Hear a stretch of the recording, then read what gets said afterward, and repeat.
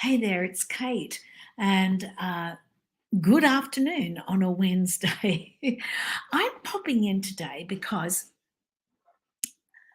I want to talk about managing tantrums. And I'm just not talking about 2-year-olds. You may be looking up how to manage your 2-year-old's tantrum, but managing your 2-year-old's tantrum has the same theory, really, as managing your teenager's tantrum, or maybe even your spouse's tantrum, because you see, tantrums aren't restricted to just our young children. Okay, if you haven't met me before, my name is Kate. I'm a life coach, health coach, emotional freedom coach, about to be a certified essential oils coach. And during this broadcast, I will recommend to you some essential oils that you can diffuse that actually diffuse the tantrum. Now, managing tantrums, whether they're with your teenagers or with your 2-year-old or 3-year-old, I always found they say, oh, the terrible twos.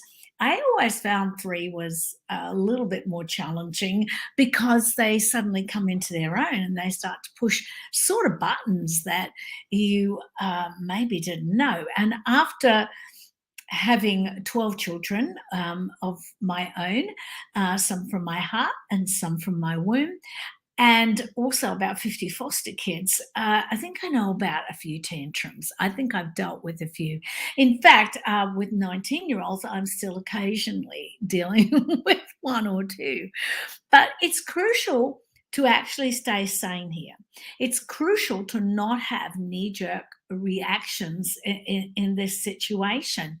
I can tell you, when you're parenting multiples or large families or children close in age, even if you're fostering or adopting children, they all have a fuse and they all have a length of their fuse, and they all have where at some point that fuse is going to reach its end and suddenly you've got an explosion. So, how do you manage that? The first thing I would suggest is we have to manage our emotions, our reactions, and not necessarily jump in and have that knee jerk reaction that we so want to have. Knee jerk reactions end up in you jumping into their tantrum. I'm going to say that again. Knee jerk reactions end up you jumping into their tantrum. And now they are quite sure they're having the tantrum for a very good reason because you've joined it. We need, it doesn't matter with what age, to actually really look at our emotions and what are our emotions at the time? How do we stay in what I call a flow of emotions? You only get 24 hours in a day. So the good thing is to make it work for you. We do not want to be jumping into the unknown of an unexpected tantrum, an unexpected explosion that has come from emotions that are around maybe a circumstance, but they're emotions that are ready to jump out. And when I say emotions are feelings with actions. So feelings are waves, so are emotions until they get an action. And generally, that action is for a 2-year-old, it might be I'm going to wail and I'm going to throw myself on the floor. For a teenager, it may be don't let me be there. You get the hand, or they close the door on you, or they yell at you. The emotions that are coming out is what's causing the tantrum. So if we are continuing to be in the flow of emotions, which is joy, knowledge, freedom, love, appreciation, kindness. Kindness is one of the greatest things that we can do. On the other end of this emotional stream is fear. That's one of the greatest things that our kids have. And fear generally comes, for me, with kids, is they're a little confused. They don't know their boundaries. So that will come out in the form of a tantrum because they're unsure of what they're doing right now. That happens with teenagers. Our teenagers say they don't want boundaries. My youngest are 19 right now. Well, we're adults. I'm an adult. I can make an adult decision, but they're not really adults yet. And the truth is, it depends how we go around that. For me, I have to watch myself in this area because I want to say, don't do that. You're just going to regret that later. But that's not the answer they want to hear. That is not how we actually cope with it. How we really cope with it is staying in our lane, being kind, being a really good listener, and listen to what they have to say, ask questions, and also remembering that if they are having a feeling of anger, frustration, uh, maybe they're sad about something, maybe they feel powerless right now, they and they might even feel insecure. I had one of my children recently say to me, I'm not very pretty. And I went, well, where did you get that from? But we all have moments where we are in what I call the swimming upstream cycle. And that's my phone, and I just forgot to turn it off. But we're swimming upstream in a cycle that where we're pushing back all the time. And that means we're not in the flow and we can't really be a good judge of how to react. When we know, as mamas here, when we know that maybe we're the ones that are feeling the frustration, maybe we're the ones that are feeling the fear of, oh my goodness, she just got a driver's license and is she going to crash the car? Then we need to take a moment, a breather, to sit back, take a break from the situation, and get our own thoughts back together. We need to be going with the flow, not what I call swimming upstream with this. So we need to get a little bit uncomfortable to get comfortable. That's what I'm going to tell you. As mamas, sometimes we don't like some of the decisions our children make. Who wants the 2-year-old throwing themselves on the floor? But at this point, if we actually don't react, in other words, we don't have that knee jerk reaction, if we don't get into fear, if we stay in our lane as knowing that this is being caused because they're frustrated, maybe they can't express themselves right now, but if we can stay there and we can just let them ride the feeling and we can be kind, not condone, but be kind, stay in the space, hold it, the feelings will subside. And then you'll be able to actually get to the root of the cause, even if it's the 2-year-old. Now, I'm not saying give in or, they may be having a tantrum over something that they don't like the rules. They have to learn what the routine is in the house. But the more routine that you put in your house, even with your teenagers, and I mean, that has to be flexible, but the more routine you put in your house, the more routine you have.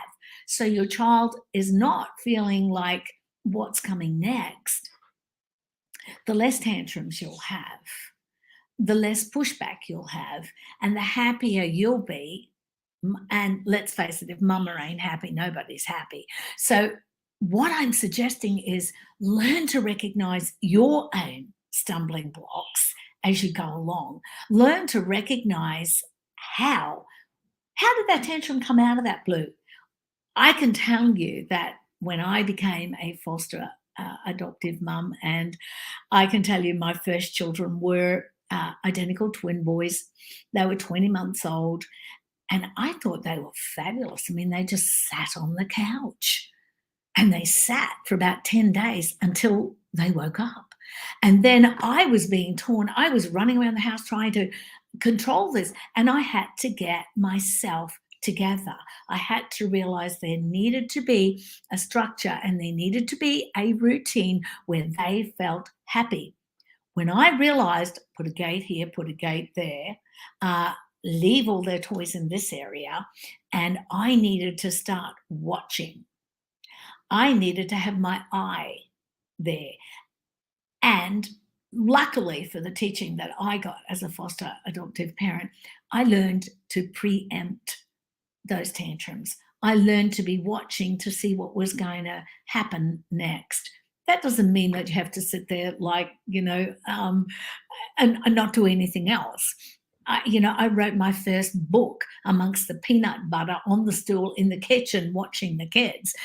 So you can do other things for yourself. But when you are truly watching what's happening with the kids, you are seeing when one is frustrated and maybe pulling its hair. And the same with your teenagers. Watch their moods. Why are they in their room all this time? Maybe it's time to go out and have lunch together and find out what's going on. Uh, so, getting comfortable with being uncomfortable is a really good place to start. Also, stop with our out of what would you say, reach expectations. One of the things that I constantly say to my husband is, they're not us. They have their own dreams and goals and visions, and we need to say, hey, you might be good at that.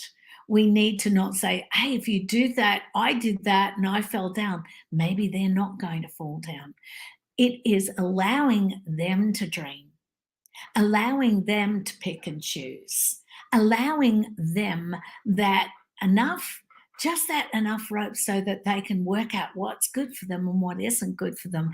And I can tell you by my own experience with one of our children in the last couple of weeks, what you instill in them when they are little, before they get to 5, by the way, what you instill in them will always be there.